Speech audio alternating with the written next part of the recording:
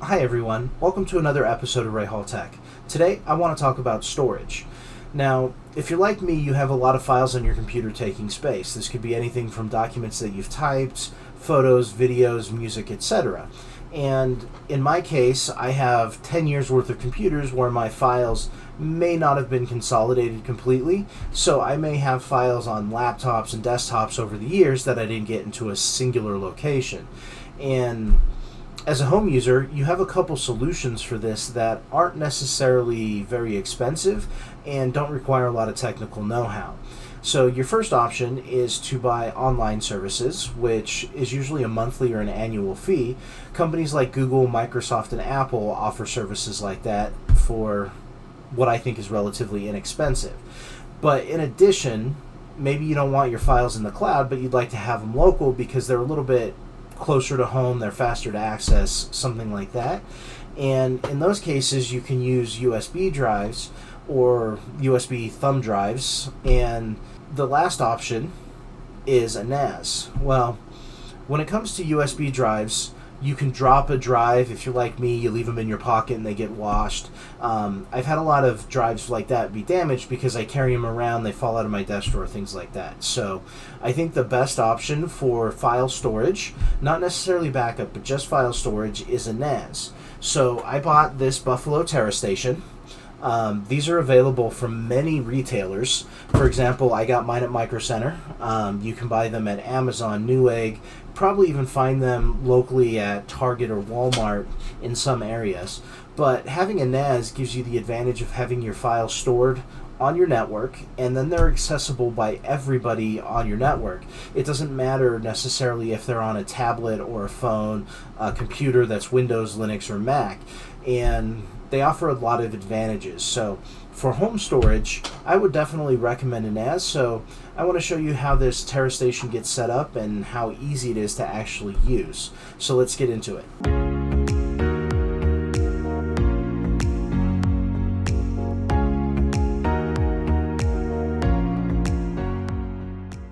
Before I cover the web interface on the Buffalo, I just want to make a small clarification.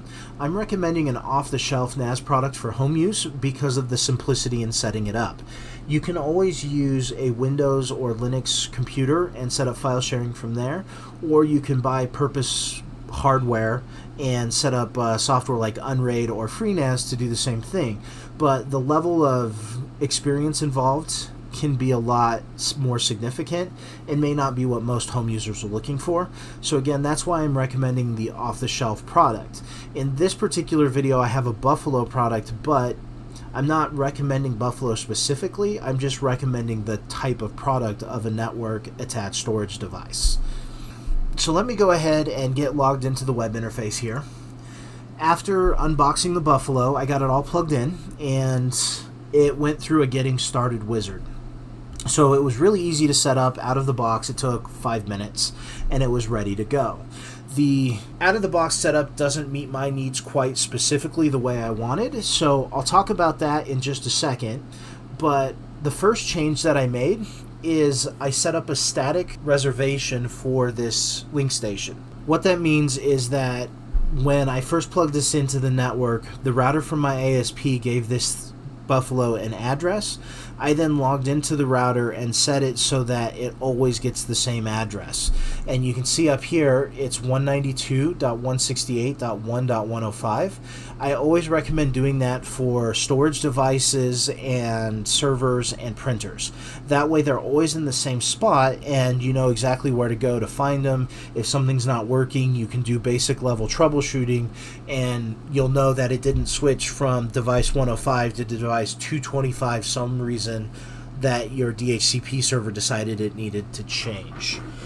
So that was the first change that I made that doesn't have anything directly to do with the Buffalo, but just a personal recommendation. The getting started wizard of this Buffalo link station configured it so that there was 2 terabytes of storage available to any device that could see a Windows share. And in my experience, without having to do anything else, that would be Windows and Linux for sure, and most Macs. Since there's only 2 terabytes of storage, it doesn't quite work for me, so I went into the advanced settings and I had to make some changes. So the first thing that I need to talk about is RAID arrays. In this link station, there are 2 disks. That allows you to set up RAID 0 and RAID 1. So if I go into my drives and I look at RAID, you'll be able to see that my RAID mode here is RAID 0. What that means is that my 2 1.8 terabyte disks are combined together into one big disk that gives me 3.6 terabytes of capacity. I want more storage than data security in this particular case. The default configuration, the RAID mode, was RAID 1. What that means is that it took both disks and made them mirrors of each other, so when you wrote one disk, the second disk was an exact copy.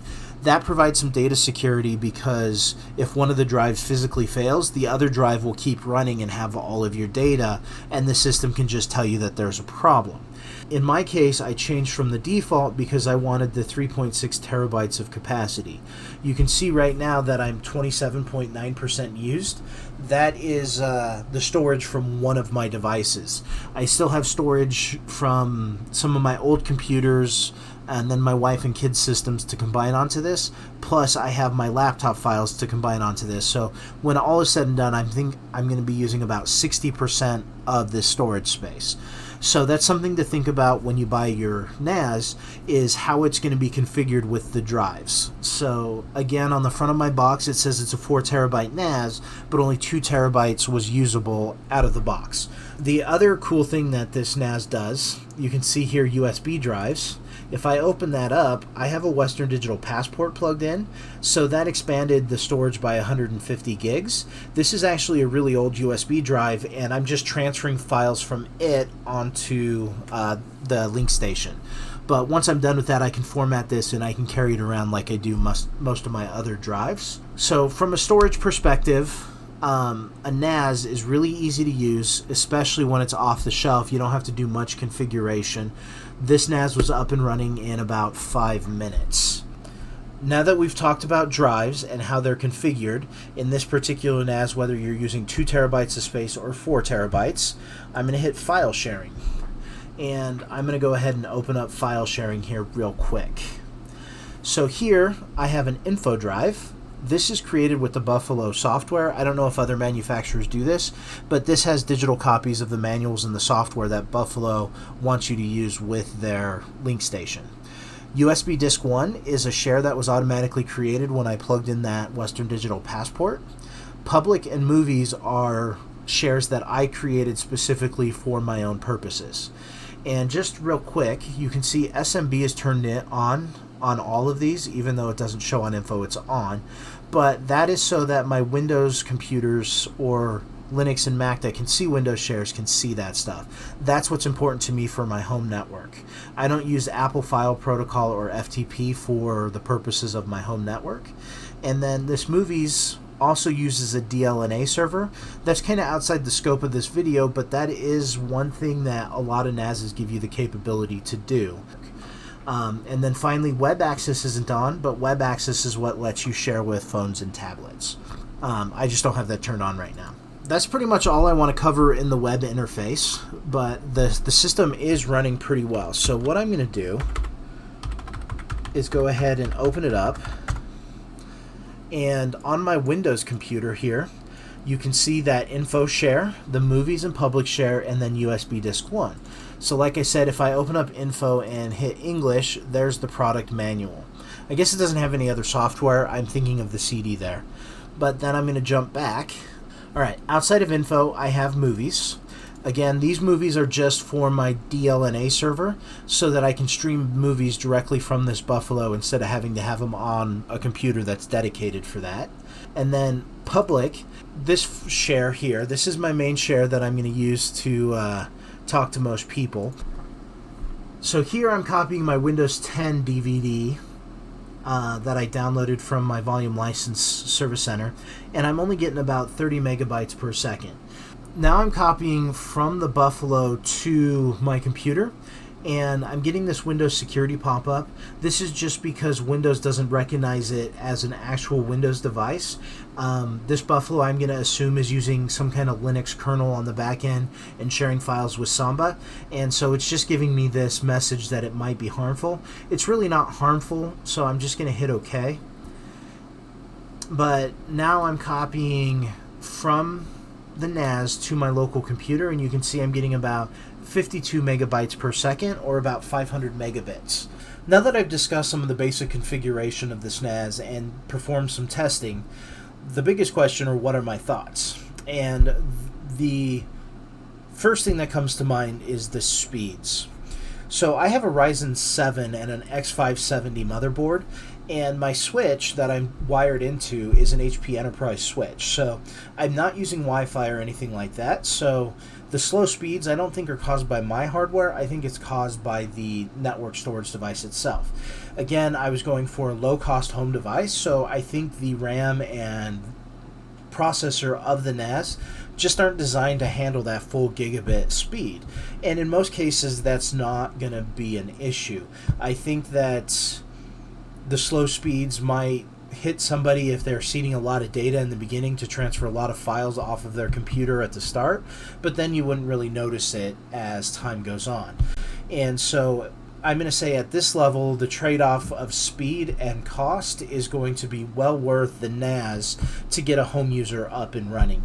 I really like the device. I haven't had any issues with it. It's just running on the network and working great as far as I'm concerned, and it's nice and small, and it sits in the corner. It's unobtrusive, and I think for most home users that is going to be a big deal.